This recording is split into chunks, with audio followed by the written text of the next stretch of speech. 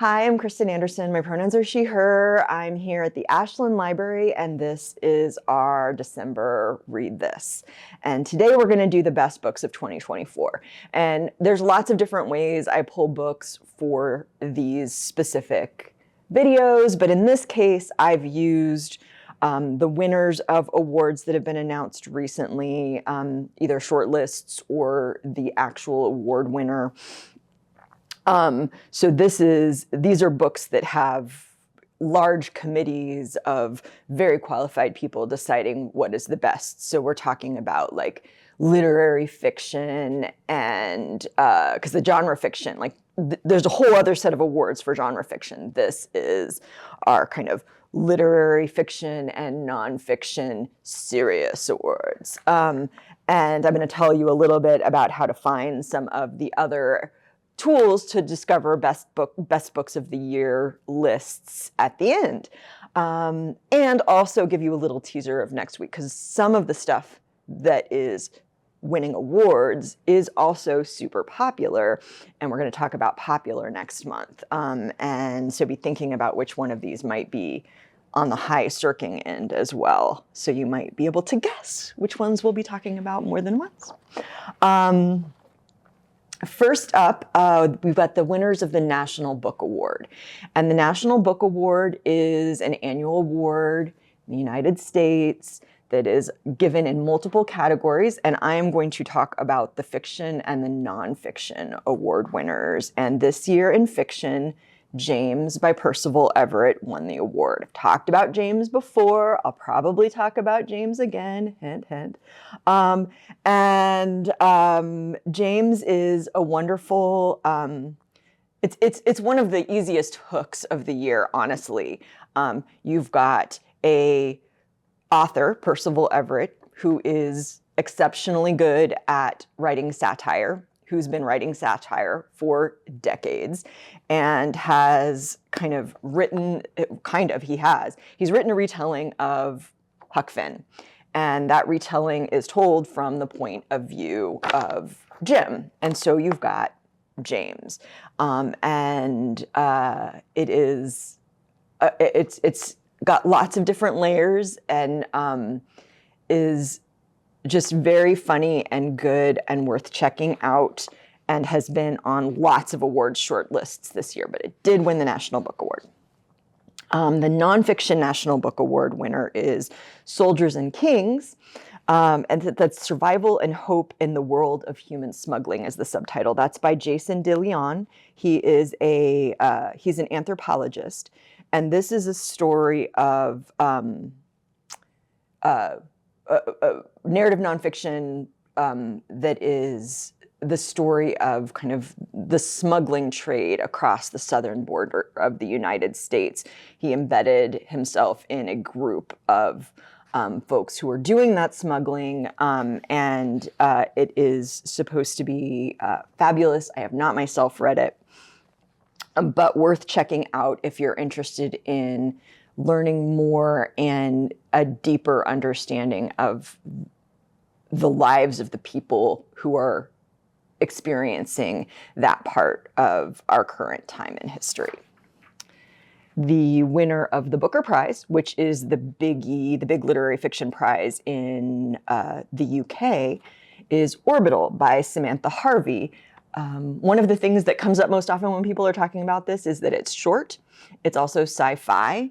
It takes place over a very short period of time, and there's multiple characters from different countries, kind of experiencing a day as they move away from the world in which we live. I have not read it yet. I've heard good things, and obviously many people have heard good things now because it won this big award, but worth checking out, particularly if you like that sci-fi literary overlap, and there's a few of those out there. And oftentimes science fiction can do a really good job of looking at the time that we live in at a distance, which is nice. I also wanted to talk about the Andrew Carnegie Medal shortlist. This is an ALA award that pulls a short list of 3 fiction and 3 nonfiction titles.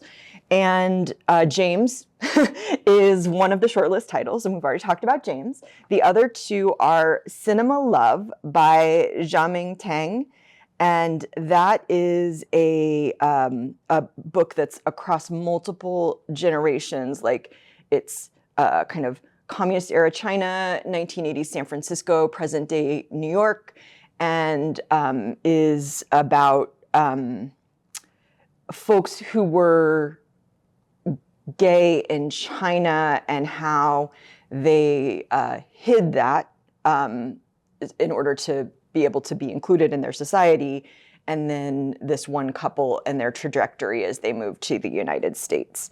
And Martyr, !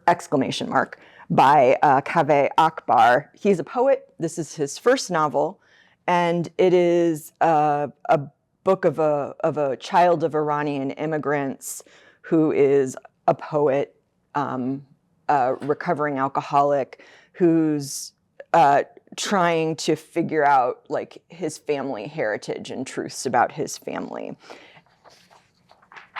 That's the short list for fiction, and then we've got the short list for nonfiction at the Andrew Carnegie Medal level. And those 3 titles are Challenger, A True Story of Heroism and Disaster on the Edge of Space by Adam Higginbotham. Also narrative nonfiction, as you would imagine, that is a story of the Challenger disaster. It has backstories of the astronauts and kind of a deep reporting on the story of what happened with that specific space shuttle disaster.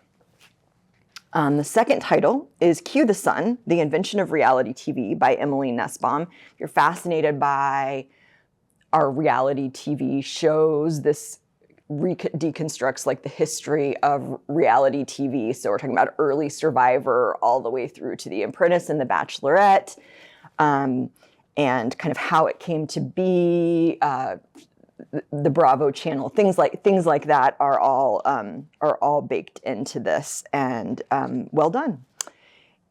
And the third title is A Walk in the Park, The True Story of a Spectacular Misadventure in the Grand Canyon by Kevin Fidarko.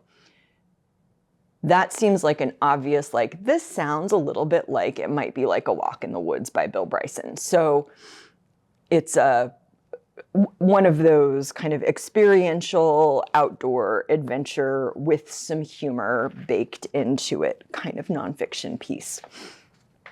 And I also wanted to mention another kind of nice literary award that we have in the United States every year, which is the Library of Congress Prize for Fiction. That is a prize for the author, not for a specific book.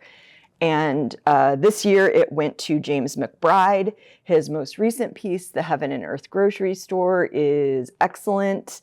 That's historical fiction, and well worth picking up. But those are some of the big award winners of 2024 that you should check out if you haven't yet. And I hope there was something in there that speaks to you. Oh, and I was going to tell you that we do have end-of-year lists featured on our catalog webpage. So if you go to the catalog page, one of the tabs along the top is going to say end-of-year lists. And in that end-of-year lists, you will see the New York Times Notables list. You will see the Publisher Weekly Best Books of 2024, the Book Riot Best Books of the Year, and some staff picks. That's a great place to go to discover some of the best books of the year. The other one that we don't do a list of on the catalog, but we do link to, is the NPR Books We Love. NPR Books We Love is way more interesting through their interface because of the way they tag the books in the list. So you could say, I want a book club pick that is also historical fiction. We can't really do that with the flat lists on our catalog, so we just link to them and say this is a great place to go if you want to explore some of the best books of the year. So through NPR Books We Love or any of the resources on our catalog, you should have a rich way of accessing what we've got available in our library that are the best books that were published this year. I hope you found something you liked, and we will see you next month.